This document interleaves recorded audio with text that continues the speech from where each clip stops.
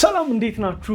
ውድ የዩቲዩብ ቻናል ተከታታዮች፣ ሰሞኑን አስደናቂ ነገሮች ተከስተዋል። በኢራን እንዲሁም በእስራኤል ጦርነት ውስጥ የተመለከትናቸው እጅግ ለማመን የሚከብዱ ቴክኖሎጂዎችን ተመልክተናል። ኦፕሬሽን ሚድናይት ሃመር እስራኤል በአሜሪካ እገዛ ኢራን ያጠቃችበት ከዩኤስኤ ሚዞሪ ስቴት እስከ ኢራን ድረስ ተጉዘው ያጠቁት መንፈስ የሆኑትን አውሮፕላኖች ተመልክታችኋቸዋል። ቪዲዮም ሰርቼበታል። ዛሬ ደግሞ የምናወራው እስራኤል ራሷን ለመከላከል የተጠቀመቻቸውን ወሳኝ የሆኑ ቴክኖሎጂዎች ናቸው። ኢራን እንግዲህ የሚሳኤል ሮኬቶች ውርጅብኝ በእስራኤል ዋና ከተማ ቴልአቪቭ እንዲሁም ሌሎች ከተሞች ላይ በምታደርግበት ሰዓት ራሷን ለመከላከል እንደ አይረን ዶም፣ ዴቪድ ስሊንግ እንዲሁም አሮ የተሰኙ ወሳኝ መሳሪያዎች ነበሩ።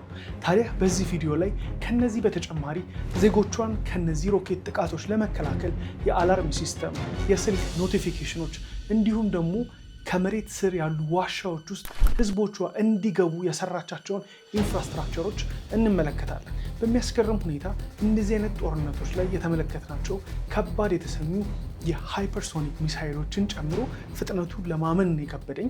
ብትመለከቱት ራሱ ትደነግጣላችሁ። ከሌሎች ሚሳይሎች፣ ሮኬቶች ፈጣን የሆነ ጥቃትን የሚያመጣ ነው። ታዲያ በሚያስገርም ሁኔታ ከነዚህ ሁሉ ውርጅብኞች የእስራኤል ዜጎች በበርካታ ሁኔታ የዳኑበት ምክንያት ምን አይነት ቴክኖሎጂ ብትጠቀም ነው? ኢንተርሴፕት ያደረጉበትስ? በመቀጠልም ደግሞ በርካታ ቢሊዮን ዶላሮችን ያስወጣ ጦርነት ነው እንደምናውቀው። ታዲያ በዛሬው ቪዲዮ ላይ የምንመለከተው እነዚህን ቴክኖሎጂዎች ነው፣ እስራኤል የተጠቀመቻቸውን ወሳኝ የሚባሉ።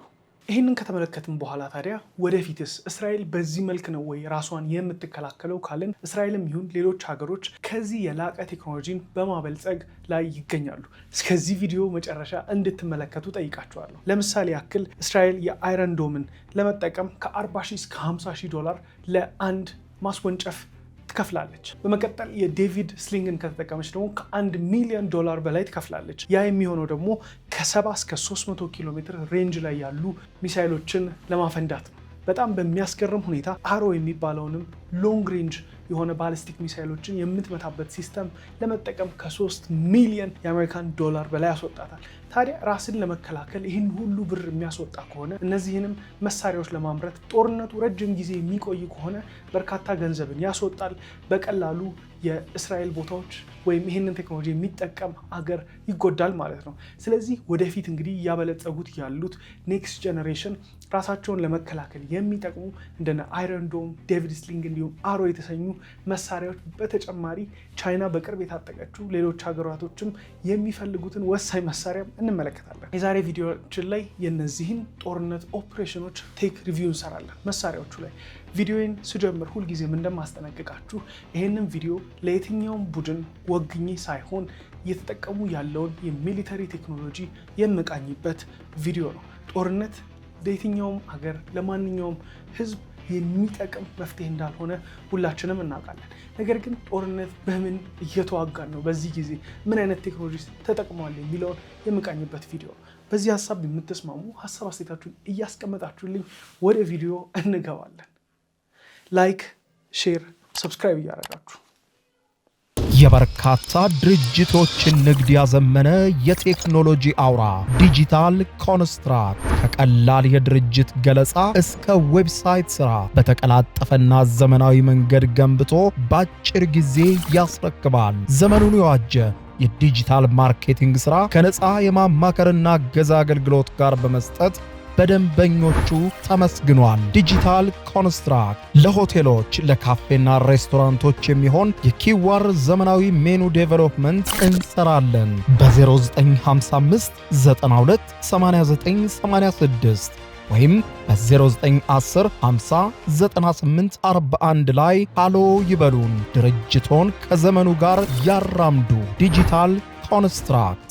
በዚህ ቪዲዮአችን ላይ የእስራኤልን የጦር ቴክኖሎጂ ከቅርብ ጊዜው የኢራን ጦርነት በስተጀርባ የአሜሪካን ድጋፍ እና የመከላከያ ሚስጥሮች ዝርዝር አድርገን የምንመለከትበት ነው። ጦርነት ላይ ማጥቃት እንዲሁም መጠቃት ያለ ነገር ነው። ታዲያ እንዴት የተለያዩ በአየር ላይ የሚምዘገዘጉ ሃይፐርሶኒክ እንዲሁም ሌሎች ሮኬቶችና ሚሳኤሎችን አንድ ሀገር በሚያስደንቁ ሁኔታ ትከላከላለች? ምን አይነት መሳሪያዎችስ በዓለም ላይ አሉ?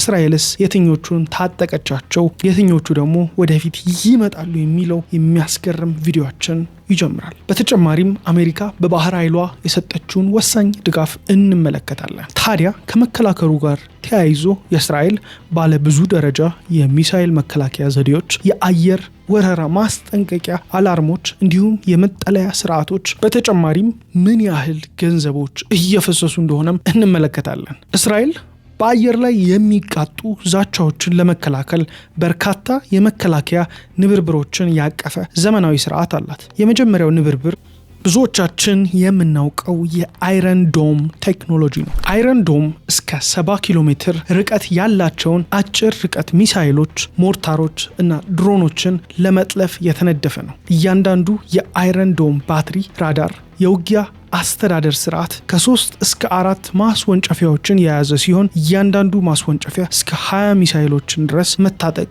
ይችላል። አንድን ኢላማ ለመጥለፍ የሚያገለግለው አንድ ታሚር የሚባል ሚሳኤል ከ40,000 እስከ 50,000 ዶላር የሚፈጅ ሲሆን እያንዳንዱ ግምቶች ደግሞ የስራ ማስኬጃ ወጪዎችን ጨምሮ ከ150,000 ዶላር ድረስ ይደርሳል። የአንዱ ባትሪ ዋጋ ከ50 እስከ 100 ሚሊዮን ዶላር ይገመታል። በሚገርም ሁኔታ የዚህ ስርዓት ኢንተርሴፕሽን ሬት ወይም ደግሞ የማክሸፍ አቅሙ 90% በላይ ነው። ይሄ በጣም ትልቅ ቁጥር ነው። ሌላኛው ከአይረን ዶም በተጨማሪ የሚጠቀሙት ዴቪድ ስሊንግ ወይም ደግሞ የዳዊት ወንጭፍ የተባለው መካከለኛ ርዝመት ያለው የመከላከያ ስርዓት አለ። ይሄ ስርዓት እስከ 300 ኪሎ ሜትር ርቀት ያላቸውን ሮኬቶች፣ የመርከብ ሚሳይሎች እና ሰው አልባ አውሮፕላኖችን ኢላማ ያደርጋል።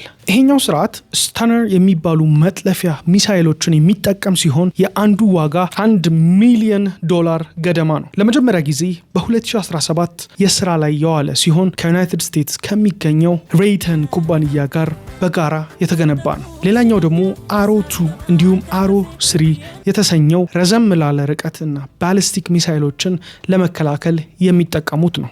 አሮ 2 በአየር ላይኛው ክፍል ላይ አጭር እና መካከለኛ ርቀት ያላቸውን ባሊስቲክ ሚሳይሎች የሚያጠፋ ሲሆን አሮ 3 ደግሞ ከባቢ አየር ውጪ ረጅም ርቀት ያላቸውን ባሊስቲክ ሚሳይሎች እስከ 2400 ኪሎ ሜትር ርቀት ድረስ መጥለፍ ይችላል። እስካሁን ከተመለከትናቸው ትንሽ በዋጋው ወደድ የሚለው የአንዱ ሚሳኤል ዋጋ $3 ሚሊዮን ነው። ይሄኛው ነው ዋጋው ወደድ የሚለው። ታዲያ ፕሮግራሙ ይሄንን ሲያበለጥጉት እንዲሁም የመጀመሪያ ምርታቸው ወጪ ከ1.6 ቢሊዮን ዶላር የደረሰ ሲሆን ከ50 እስከ 80% የሚሆነው ወጪው በዩናይትድ ስቴትስ ተሸፍኗል። ይሄ የሚያሳየው እንግዲህ አሜሪካ ለእስራኤል ደህንነት ምን ያህል ቁርጠኛ እንደሆነች ነው። በተለይም በባህር ኃይሏ ድጋፍ አሳይታለች። እንዲሁም በሚድናይት ሃመር ኦፕሬሽኗ ላይም ተመልክተነዋል። ባልተጠበቀ ሁኔታ የቢቱ ስፒሪት ቦምበሮቿን ተጠቅማ የኢራንን የኒውክሌር ማብለያ ጣቢያዎች አሉ የተባሉበት ቦታ ላይ ለማጋየት ችላለች።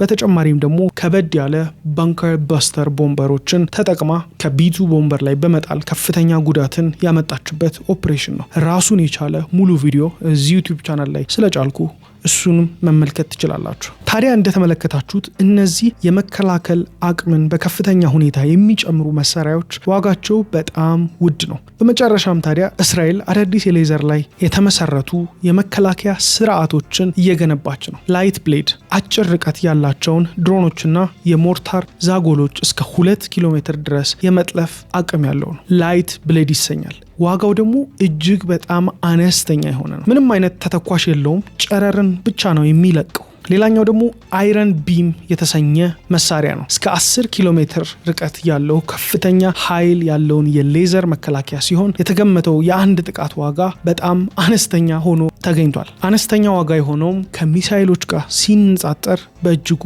ወጪን የሚቆጥብ ነው። ታዲያ እነዚህ አይረን ቢም እንዲሁም ላይት ብሌድ የተሰኙ በጨረር የሚሰሩ መሳሪያዎችን ወደፊት የምትታጠቃቸው ይሆናል። ከጠንካራው የሚሳኤል መከላከያ ስርዓቶች ጎን ለጎን እስራኤል ህዝቧን ለመጠበቅ ሰፊ እርምጃዎችን ወስዳለች። ከነዚህ ውስጥ ዋነኛው የአየር ወረራ ማስጠንቀቂያ ስርዓትና የመጠለያዎች መገኘት ነው። ታዲያ መጠለያዎች ስላችሁ ከትልልቅ ህንፃዎች በታች የተገነቡ ትላልቅ ቦምቦችን መከላከል የሚያስችሉ ናቸው። እነዚህ መጠለያዎች ውስጥ ለመግባትም የተለያዩ ዋርኒንግ ሲስተሞች አሉ። እነዚህ ሲስተሞች በስልካችሁ ላይ በተለያዩ ሶሻል ሚዲያዎች እንዲሁም ደግሞ የሚጮሁ ሳይረኖችን ያካትታሉ። ታዲያ እነዚህ በሀገር አቀፍ ደረጃ የሚሰሙ የሳይረን ድምጾች እና በሞባይል ስልኮች የሚላኩ ቀይ ማንቂያ በመባል የሚታወቁ መልእክቶች ሮኬቶች ወደሚመጡበት አካባቢ ከ15 እስከ 60 ሰከንድ ቀደም ብለው ማስጠንቀቂያን ይሰጣሉ። ይሄ አውቶማቲክ ሲስተም ከአይረን ዶም ራዳር ጋር የተዋሃደ በመሆኑ ስለሚመጣው አደጋ ፈጣን መረጃ ይሰጣል። ይሄ የብዙ ሰዎችን ሕይወት አድኗል። እስራኤል ውስጥ የሚሰሩት ህንፃዎች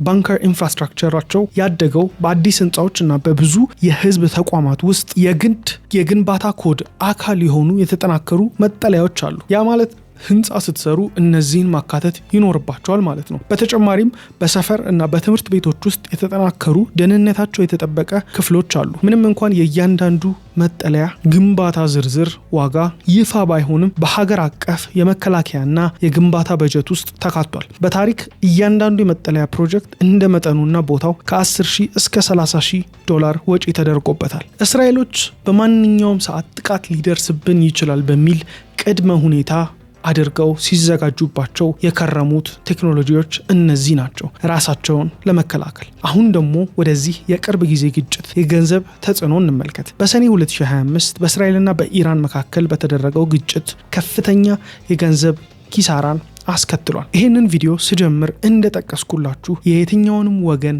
ሳንደግፍ የዚህ ቪዲዮ ዓላማ በዚህ ጦርነት ላይ ዓለም ምን አይነት ቴክኖሎጂዎችን እየተጠቀመች እንደሆነ በዝርዝር ማስረዳት ነው። የጦርነትን አስከፊነት ለየትኛውም ሰው መንገር በሰፊው አያስፈልግም። ምክንያቱም ከጦርነት የሚመጣ ትልቅ ተጠቃሚነትን የሚተረፍበት ነገር ስላልሆነ ጦርነት አስከፊ ነው። አሁን ደግሞ በዋጋ ዝርዝሮቹ ጠቀስ እናደርገዋለን። ታዲያ ይሄ ጦርነት ከተጀመረ ጀምሮ የተለያዩ ኦፕሬሽን ኮስቶች በየቀኑ የሚወጣው የስራ ማስኬጃ ወጪ ከ285 ሚሊዮን ዶላር እስከ 725 ሚሊዮን ዶላር ይገመታል። እነዚህ ቁጥሮች ሙሉ በሙሉ 100% የተረጋገጡ ሳይሆን ግምታዊ ቁጥሮች ናቸው። እነዚህ ወጪዎች የዴቪድ ስሊንግ የአሮ ሚሳይሎች መጥለፍን፣ የአውሮፕላን በረራዎች፣ ጥይቶች እንዲሁም የሎጂስቲክ ወጪዎችን ይጨምራሉ። ግጭቱ ለጥቂት ሳምንታት ሊቆይ እንደሚችል የተገመተ ሲሆን ይሄም በወር እስከ 12 ቢሊዮን ዶላር ሊደርስ ይችላል። ጦርነት አስከፊ ነው ከሚያስብለው አንደኛው ነገር ይሄ ነው። ለጦርነት የሚወጣው ወጪ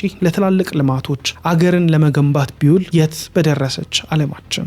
የአንዱ የዴቪድ ስሊንግ ወይም ደግሞ የአሮ ሚሳይል መጥለፍ እስከ 4 ሚሊዮን ዶላር ሊፈጅ ይችላል። በአንድ ሌሊት የሚደረጉ የመከላከያ ወጪዎች ደግሞ እስከ 285 ሚሊዮን ዶላር ይደርሳሉ። የኢራንን የተለያዩ የጦር ሚሳይሎች ወደ እስራኤል የሚላኩትን ከተመለከታችሁ ምን ያህል ራሳቸውን ለመከላከል የሚያወጡትን ወጪ ትገነዘባላችሁ። በአሁኑ ፍጥነት ጥቅም ላይ ከዋሉ የአሮ ሚሳይሎች ክምችት ለተጨማሪ 12 ቀን ብቻ የሚበቃ ሲሆን ዩናይትድ ስቴትስ ካላቀረበች በስተቀር እጥረት ሊከሰት ይችላል። እነዚህ መረጃዎች ከተለያዩ ታማኝ ምንጮች ቢገኙም እስራኤል ግን ከዚህም በላይ ራሷን የመከላከል አቅም እንዳላት፣ ለረጅም ጊዜም ጦርነቱ ቢቆይ የመከላከል አቅም እንዳላት እገምታለሁ። ይሄ የኔ የግል አስተያየቴ ነው። የእናንተንም ሀሳባችሁን አስቀምጡልኝ። በተጨማሪም ግጭቱ ከፍተኛ የሆነ የንብረት ውድመትን አስከትሏል። በኢራን ብቻ ወደ 400 ሚሊዮን ዶላር የሚገመት የመልሶ ግንባታ ወጪ ይጠበቃል። ከ400 በላይ የሚሳኤል ማስወንጨፊያዎች የተተኮሱ ሲሆን የሳይረን ድምጾች፣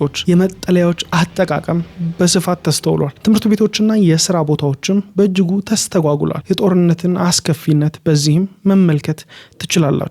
በእስራኤል በሰኔ ወር የነበሩ ምሽቶችን በአይነ ህሊናችሁ ብትስሉት የሳይረን ድምጾች ሲጮሁ፣ ቤተሰቦች ወደ መጠለያዎች ሲሮጡ፣ የተለያዩ አይረን ዶሞች ደግሞ ታሚር ሚሳይሎች ሰማይ ላይ ሲናወጡ፣ ከዚህ ሁሉ በስተጀርባ የዴቪድ ስሊንግ አሮ መካከለኛና ረጅም ርቀት ያላቸው የባሊስቲክ ሚሳይሎች በቀጥታ ይቃኛሉ። ይሄ እንዲህ እንዳለ አይረን ቢም እና ላይት ብሌድ የተባሉ የሌዘር ተዋጊዎች የወደፊቱን የሚሳይል ግጭቶች ጊዜ ያለፈባቸው ሊያደርጉ ይችሉ እንደሆነ እየተገመተ ነው።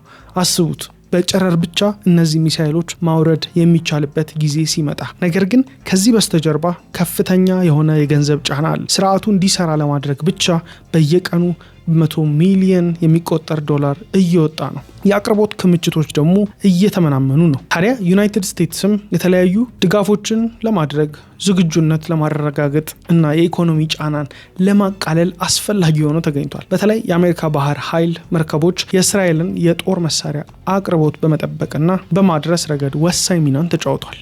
ይሄ የሁለቱ ሀገራት የቅርብ ስትራቴጂያዊ ግንኙነትን ያሳያል። ዛሬ የእስራኤልን የመከላከያ ቴክኖሎጂዎች እና በአሜሪካ የባህር ኃይል የተደረገውን ወሳኝ ድጋፍ በጥልቀት ተመልክተናል። ይህ ጦርነት የእስራኤልን የመከላከያ አቅም እና ለአጋሮቿ ያላትን ጥብቅ ትስስር ያሳያል። በቀጣይ ደግሞ ከነዚህ ጦርነቶች ጋር ተያይዞ በራሽያና በዩክሬን ጦርነት ላይ በእጅጉ የተመለከትኩት በጣም ያስገረመኝ የፋይበር ኦፕቲክስ ድሮኖች ነበሩ። እነዚህንም ደግሞ በቀጣይ የቴክ ሪቪው ፕሮግራማችን ላይ ይዤው የምመጣ ይሆናል። እነዚህን ለመከላከል ደግሞ እያንዳንዳቸው የሚያደርጉት አስገራሚ ትንቅንቅ አለ። በቀጣይ የቴክ ሪቪው ፕሮግራማችን ላይ የምንመለከተው ይሆናል። ሀሳብ አስተያየታችሁን በኮመንት አስቀምጡልኝ። ቪዲዮአችንን ስጀምር እንዲሁም በመሃል እንደጠቀስኩላችሁ ይህንን ቪዲዮ ስሰራ የትኛውንም ወገን እንዲሁም ጦርነትን ደግፈን ሳይሆን ቴክኖሎጂዎቹን ለማብራራት ምን ደርሳለች ዓለም የሚለውን ለመመልከት ነው። ጆኤል ታላርጊ ነኝ።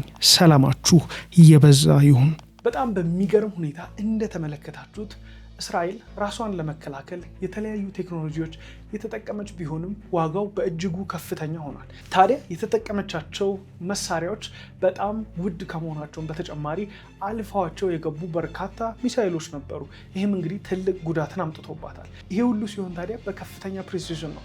ጦርነት ወዴት እየሄደ እንደሆነ እያያችሁ ነው። አንድ ጦርነት ላይ ከተመለከታችሁ በርካታ ሀገራቶች እዛ ሀገር ላይ መሳሪያዎቻቸውንም ለመሞከር ከፍተኛ ጉጉት አላቸው።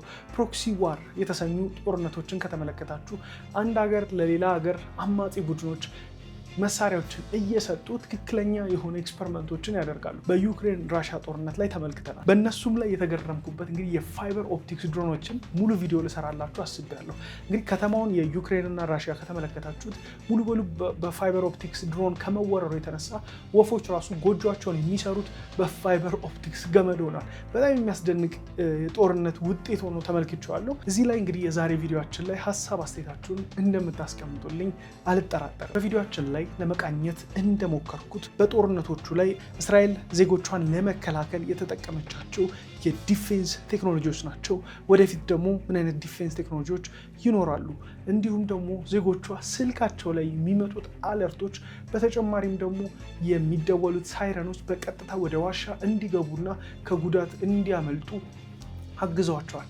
ይህንን ለዛሬ ተመልክተናል። ጆኤል ታላርጊ ነኝ። በቴክ ሪቪው ፕሮግራማችን ተገኝተናል። መልካም ጊዜ ይሆንላችሁ።